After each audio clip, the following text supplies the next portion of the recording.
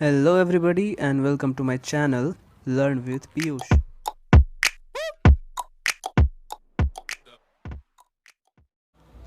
तो आज हम पढ़ने जा रहे हैं हमारे फ्लेमिंगो बुक का एक बहुत ही सुंदर सा पोएम जिसका नाम है माई मदर एट 66।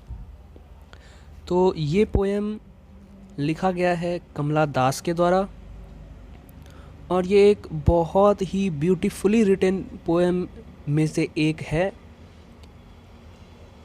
तो इस चैप्टर को स्टार्ट करने से पहले, इस पोएम को स्टार्ट करने से पहले मैं एक ओवरव्यू दे दूं कि ये जो पोएम है ये बेस्ड है द रिलेशनशिप, ह्यूमन रिलेशनशिप पे बेस्ड है ये।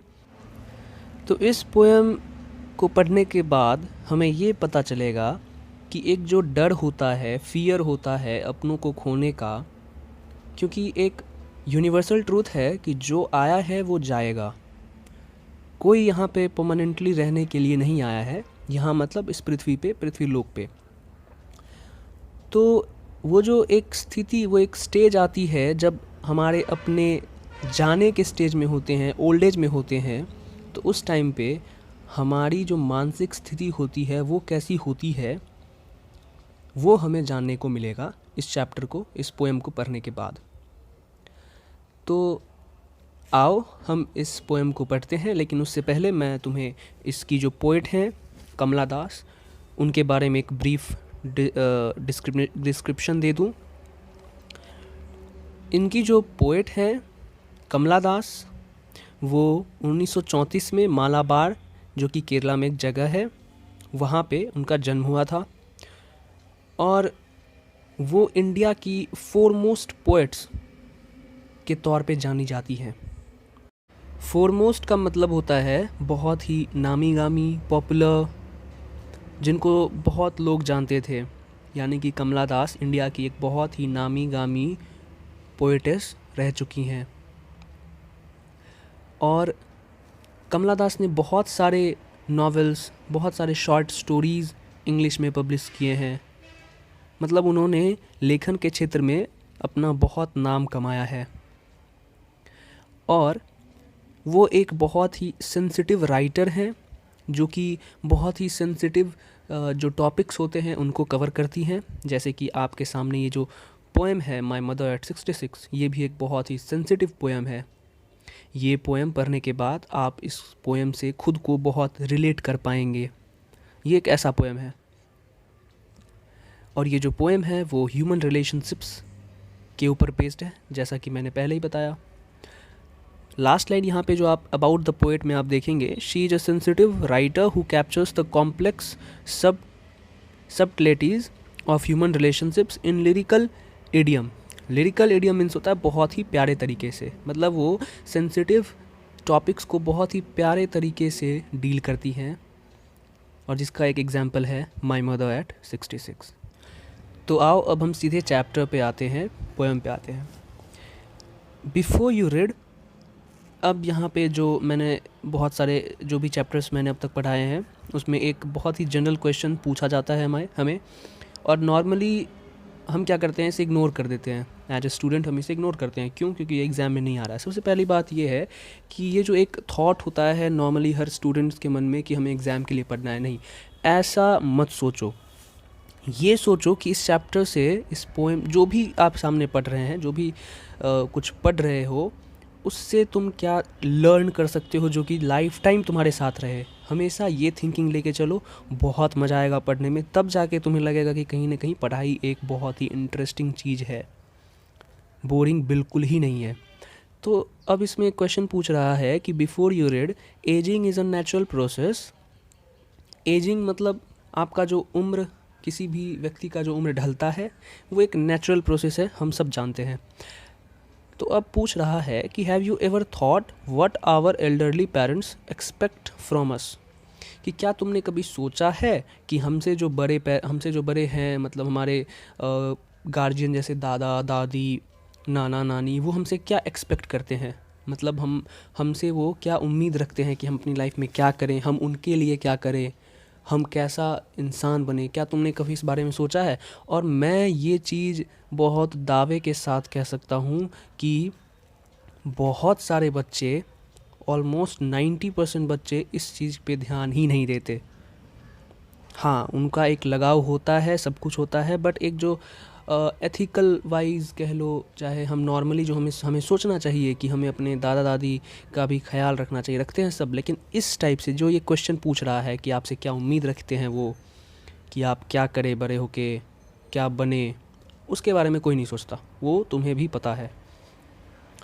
तो खैर, ये एक सेल्फ एनालिसिस वाली क्वेश्चन है, इसको खुद से आंसर करने की सोचना, आईने के सामने खड़े होके ऑनेस्टी के साथ। हम आते हैं सीधे चैप्टर पे। As the chapter goes, driving from my parents home to Cochin last Friday morning.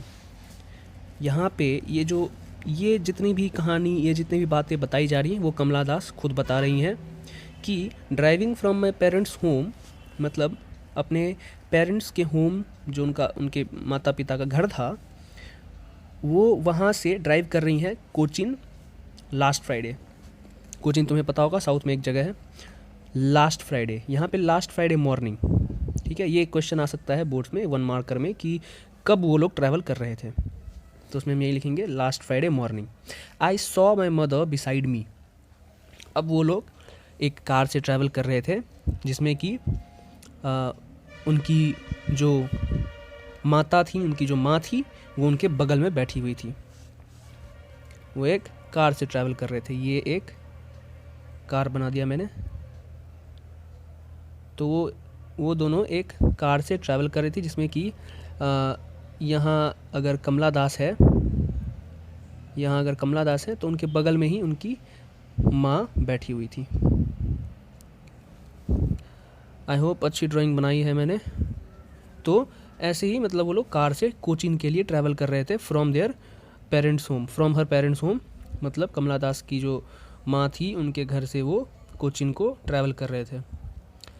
तो कमला दास कहती हैं कि जब हम ट्रैवल कर रहे थे उस टाइम पे, ड्यूरिंग दैट मैंने अपनी माँ की ओर देखा जो कि मेरे बगल में बैठी हुई थी। Dozes, open mouthed, her face ashen like that of a corpse and realized with pain. अब यहाँ पे कुछ वर्ड्स दिए हुए हैं, जैसे कि एक पहला वर्ड है डोज। डोज मीन्स होता है इन अ स्टेट कि जब आपकी बॉडी पूरी ढीली पड़ जाती है। जब हम नॉर्मली सोते हैं तब हमारा बॉडी पूरी तरीके से, हमारी बॉडी फ्री होती है, तो उसका मतलब डोज है। मतलब उसकी जो माँ थी, कमला दास की जो माँ थी, वो डोज थी, मतलब सो रही थी, ओपन माउथेड, और मुंह खुला हुआ था। आपने कई बारी गौर किया होगा कि हमारे घर में जो बुजुर्ग होते हैं, हमारे दादा दादी, नाना नानी जो भी होते हैं, वो कई बार सोते वक्त आपने गौर किया होगा उनका माउथ जो है ओपन होता है, खुला मुंह से वो सोते हैं। हर face ashen like that of a corpse. अब कमला दास कह रही है कि कमला दास यहाँ पे डिस्क्राइब कर रही है अपनी माँ की फेस को जब वो कार में सो रही थी उनके बगल में। कहती है कि my mother, her face ashen like that of a corps.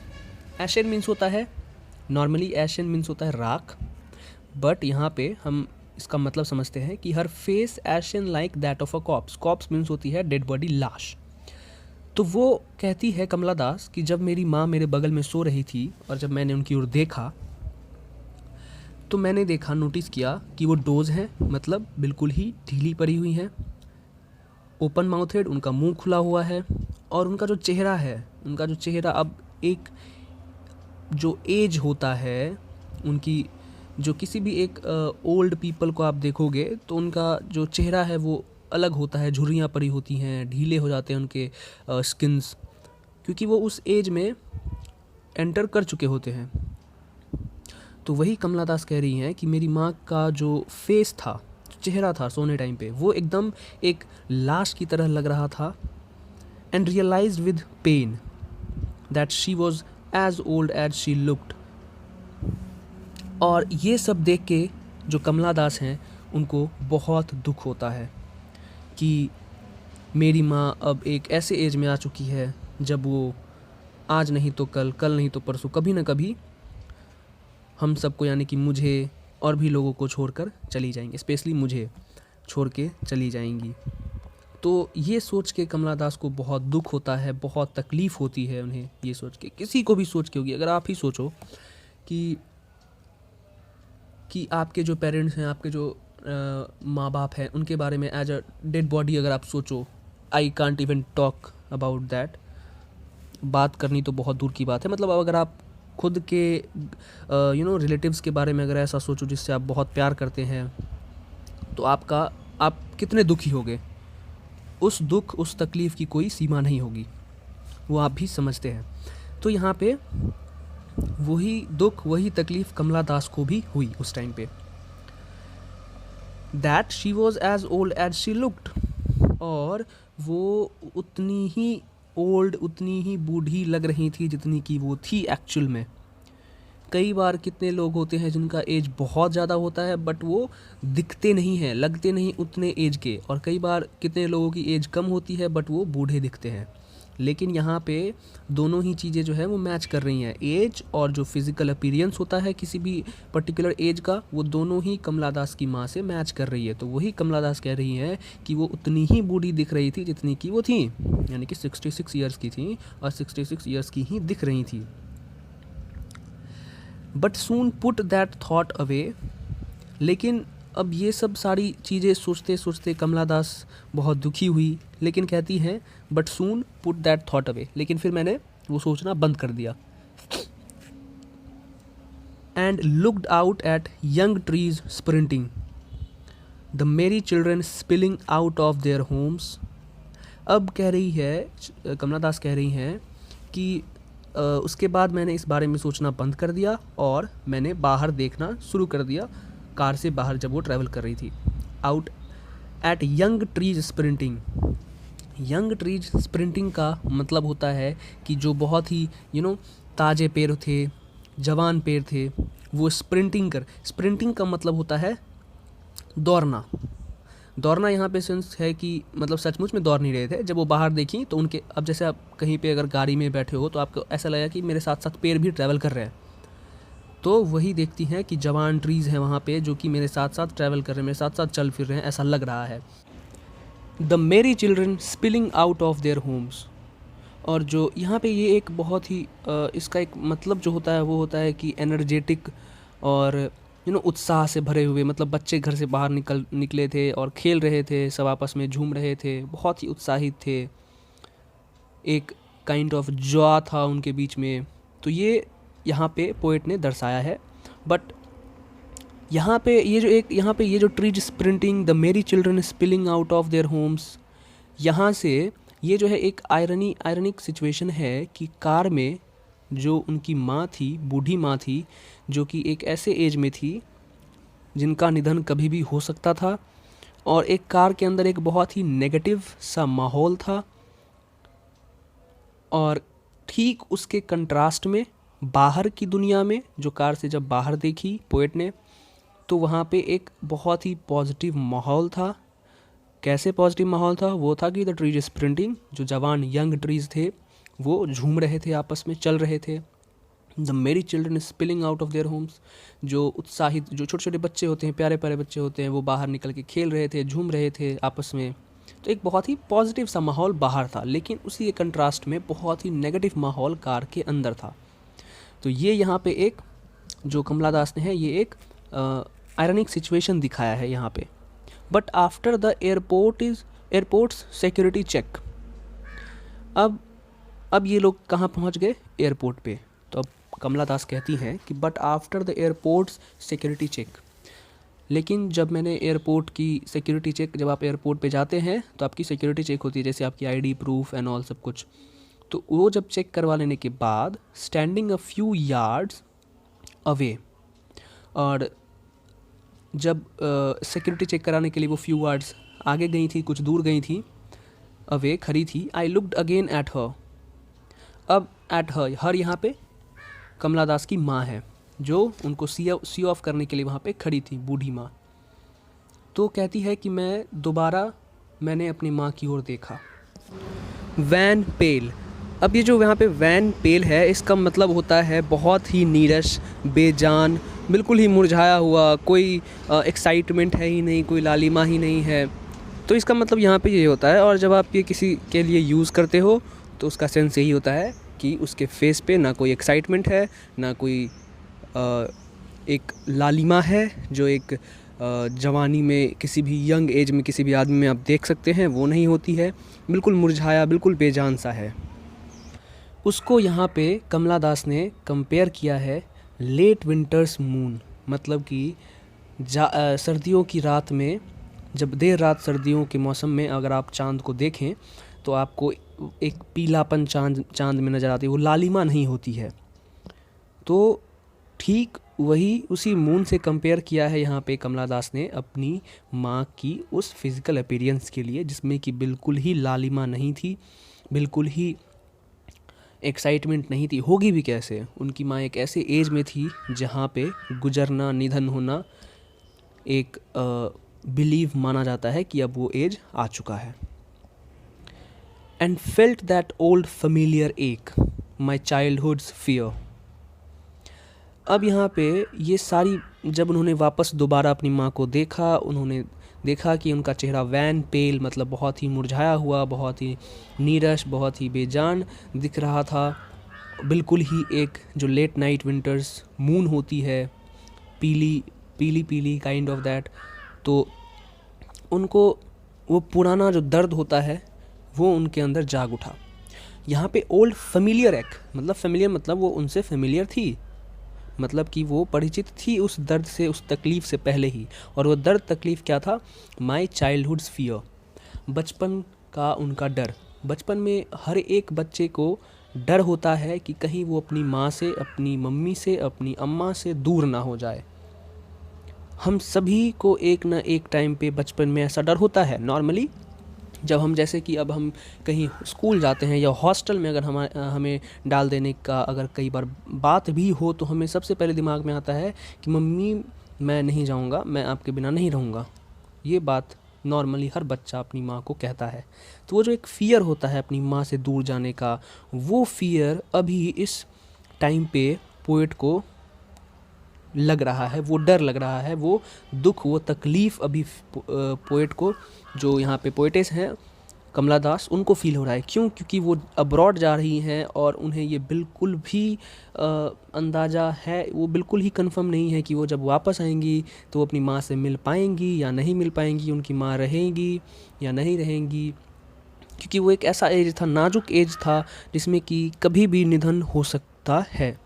तो ये सारी बातें सोच के जो पुराना जो फेमिलियर एक जो पुराना फेमिलियर जो फियर, डर, बचपन का जो डर होता है बच्चों में, वो उनके अंदर जाग उठा। But all I said was see you soon अम्मा। लेकिन वो कमला दास ये सारे दुख, ये सारे दर्द छुपाते हुए उन्होंने बस इतना ही कहा कि बहुत जल्द आपसे मुलाकात होगी अम्मा। And all she did was smile and smile and smile। ये एक बहुत ही पेनफुल सा सिचुएशन है, अगर आप इमेजिन कर पाएँ तो बहुत ही पेनफुल सा सिचुएशन है। आप खुद ही सोचिए कि आपको किसी भी बहुत ज़रूरी काम से आपको बाहर जाना पड़ा, आप एयरपोर्ट पे हैं, आपकी माँ, आपकी जो अम्मा, मम्मी, आप जो भी कहते हैं, वो दूर खड़ी हैं आपको सी ऑफ करने के लिए, आपको बाय करने के लिए, और वो एक ऐसी एज में है जिसमें कि आपको नहीं पता वो कब गुजर जाएं, कब आपको छोड़कर चले जाएं। तो आपका कैसा रिएक्शन होगा, आपकी मन स्थिति, आपकी मन की जो स्थिति होती है वो कैसी होगी? ठीक वो ही स्थिति यहाँ पे कमला दास के मन में थी। लेकिन अगर वो सारी चीज़ें, वो सारी डर, वो सारे दुख, वो तकलीफ़ अगर अपनी माँ को बताती तो माँ सच में बहुत उनको दुख होता, और कमला दास नहीं चाहती थी कि उनकी माँ जो है किसी तकलीफ़ में पड़े, किसी भी दुख में पड़े इस एज में। तो कमला दास ने अपने सारे दुख, अपने सारे तकलीफ़ को मन में ही समेटते हुए अपनी अम्मा को कहा कि बहुत जल्द मिलती हूँ अम्मा। And she smile and smile and smile, और बस वो मुस्कुराती रही। तो ये एक बहुत ही दुख भरा पोएम आप कह सकते हैं वो है। और इसमें जो एक नॉर्मल जो बात निकल के आती है वो ये है कि अपनों को खोने का डर हर किसी को होता है, लेकिन उस डर से ओवरकम कैसे करना है वो आपको खुद ही सीखना होता है, वो आपको कोई सिखाएगा नहीं, वो आपको कोई बताएगा नहीं, क्योंकि ये एक ऐसा स्टेज है जो हर कोई अपनी लाइफ में फेस करता है। हर किसी के लाइफ में एक न एक दिन ज़रूर आता है जब उसे अपनों को इस तरीके से अलविदा, इस तरीके से दूर, अपनों से दूर होना पड़ता है। तो ये थी पोएम जो कि कमला दास ने लिखी थी अपने हाथों से, और शायद ये कमला दास की रियल स्टोरी हो। इसके बारे में इस चैप्टर में कुछ क्लियरली बताया नहीं गया है, लेकिन जो भी हो, ये चैप्टर ये पोएम बहुत ही ब्यूटीफुल पोएम था, और आई होप कि आप सभी को ये पोएम बहुत अच्छे से समझ में आया होगा। ना समझ में आए तो दोबारा से देखिए, दोबारा से समझ में आएगा, अच्छे से समझ में आएगा। और इसके जो क्वेश्चंस हैं वो प्रैक्टिस ज़रूर करना। मैं इसके नोट्स, इस चैप्टर की समरी और इसके क्वेश्चन आंसर्स के नोट्स जो है वो डिस्क्रिप्शन बॉक्स में दे दूँगा, वहाँ से जाके डाउनलोड कर लो। और अगर तुम्हें ये चैप्टर की एक्सप्लेनेशन पसंद आई है तो please do subscribe to the channel and share it to your family members, to your brothers, जो कि ये चीज़ें अगर हैं इस क्लास में 12th में हैं तो उनके साथ ज़रूर शेयर करना। और सब्सक्राइब तभी करना जब तुम्हें एक्सप्लेनेशन सही लगा, अच्छा लगा। मैं तुम्हें फ़ोर्स नहीं कर रहा सब्सक्राइब करने के लिए। और तब तक के लिए अच्छे से पढ़ाई करते रहो। All the very best.